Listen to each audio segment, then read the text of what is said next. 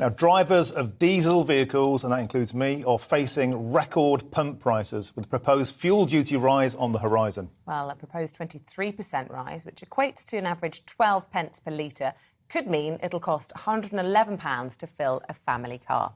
Now, let's speak to the ever-popular founder of FairFuel UK, Howard Cox, for more on this topic. Now, Howard, this was kind of sneaked under the radar, wasn't it, this? But it's causing big chagrin in white van man land, isn't it? Absolutely right, and good morning. Yes, I wrote an article today in The Sun saying exactly that.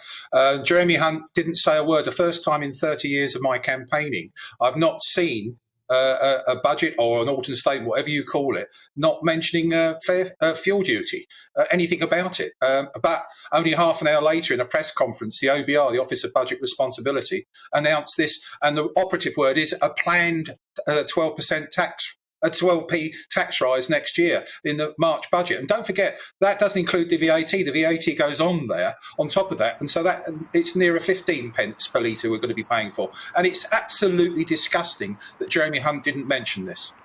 It's interesting. So, I mean, it's not been confirmed by the Chancellor, but it certainly has created this uncertainty, as you say, with the suggestion from the OBR that it is coming. What will the impact be then of a 12p rise, a 23% rise, as you described, plus VAT on diesel drivers? Often these are van drivers, people who have to drive for their jobs.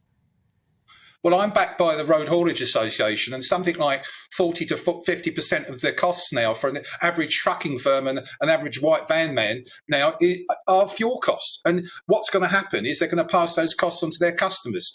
But unfortunately, the customers are going to say, no, we can't pay that.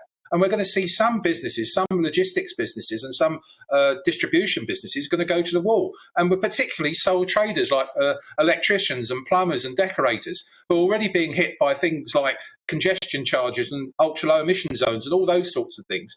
And you mentioned in your introduction about is there a war on motorists? Yes, there is. It's ridiculous. There are 37 million UK drivers in this country. They don't have any consumer price protection. They're subject to highest fuel duty in the world, highest taxation in the world, and also opportunistic profiteering in the fuel supply chain. Yeah, and Howard, some of the figures you mentioned in your Sun piece today is £8 more for a tank in a car, 15 quid for a van and 60 quid for a truck. Is the motorist just a cash cow that's just going to be bled dry forever, Howard?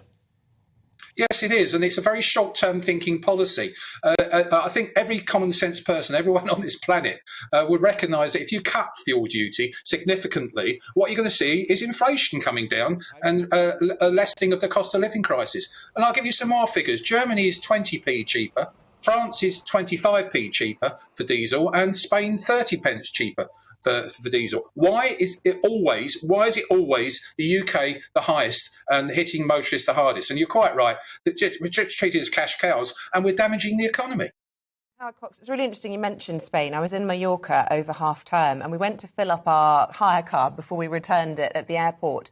And on our receipt, it showed that for Spanish nationals, for every litre of fuel bought, the government was subsidising it by 20 cents. Now, this was to try and help with the cost of living crisis as an impact from Ukraine. But in stark contrast to the way that fuel users are being treated here in the UK. And as you say, they already have significantly lower prices for that diesel in Spain. So always interesting to see those sorts of comparisons.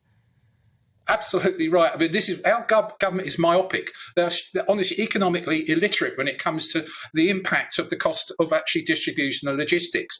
And for drivers themselves, you know, we're looking at people that can't afford even to get to hospitals at the moment, and they're actually making their hospital appointments for chemotherapy and radiotherapy every 2 or 3 weeks rather than every week. It is suffering everywhere. People aren't going to cinemas or theatres or the high street now, so the whole economy is suffering because of the high cost of fuel. OK, Howard, so FairFuel UK users that you spoke to, 93% of them are van and truck drivers, so they were utterly disgusted with this. Is there a political movement moving on here? And Howard, I've heard that you might be interested in dabbling in politics. Is that true? Yes, thank you, Martin, and thank you for your message. I didn't deliberately avoid it. It's just that I don't know what to do, really. I've been asked by 3 parties to stand as an MP. Get involved, one mate. Of them being... Sorry? Get involved. I lost you. Oh, no, we just wanted you to get involved. But which 3 parties? Come on, name and shame. No, well, one of them's a biggie, and I'm a One Nation Tory, so that doesn't give much away about that. But the other two are relatively new parties, and I don't know. I'm 68 years of age now, and from fundamentally, my wife is not happy with what I do at the moment, spending 70 hours a week on fighting for drivers. But I must admit, I'm getting so angry about this, and we want to get some sanity into Parliament, and it's about time someone listened, and maybe I can actually help in that process. Well, Howard, I think you're just the sort of voice that we need in politics. More ordinary people, less kind of, career politicians. So well done. Your campaign's been fantastic. Howard Cox, thank you for joining us. Imagine it's not the Green Party. Yes. The Green Party do argue that diesel is really damaging for the environment, and there is, of course, that to consider in all of this as well.